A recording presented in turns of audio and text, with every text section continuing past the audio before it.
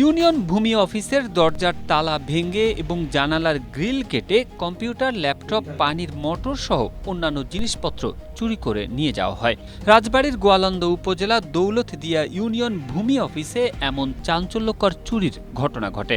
গেল ২৬ মে অফিস শেষে ইউনিয়ন ভূমি সহকারী কর্মকর্তা সুমন গাঙ্গুলি অফিসের সব কক্ষ ও প্রধান ফটকে তালা লাগিয়ে চলে যান। পরবর্তীতে রোববার সকালে অফিসে এসে তিনি দরজার তালা ভাঙ্গা এবং জানালার গ্রিল কাটা অবস্থায় দেখতে পান। খবর পেয়ে গোয়ালন্দ ঘাট থানা পুলিশ তদন্ত শুরু করে। এক পর্যায়ে গোপন সংবাদের ভিত্তিতে ইউনিয়ন বিএনপির সাবেক সাধারণ সম্পাদক মোহাম্মদ আইয়ুব আলী খানের ভাড়া নেওয়া একটি ভাঙাড়ির দোকানে অভিযান পরিচালনা করা হয়।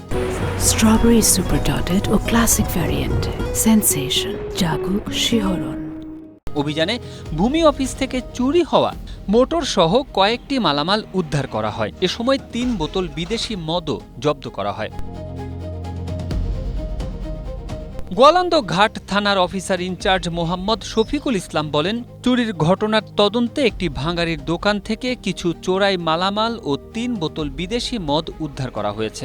এ ঘটনায় ২টি মামলা হয়েছে এবং একজনকে আটক করা হয়েছে। তবে এ বিষয়ে তিনি ক্যামেরার সামনে কথা বলতে রাজি হননি। এদিকে অভিযোগ অস্বীকার করে ইউনিয়ন বিএনপির সাবেক সাধারণ সম্পাদক মোহাম্মদ আইয়ুব আলী খান বলেন, স্থানীয় শহীদ নামে এক ব্যক্তির সঙ্গে আমার বিরোধ রয়েছে। আমাকে রাজনৈতিক ও সামাজিকভাবে হেয় প্রতিপন্ন করতে পরিকল্পিতভাবে সরকারি অফিসের চোরাই মাল আমার দোকানের সামনে রেখে দেওয়া হয়েছে বলে আমি মনে করি।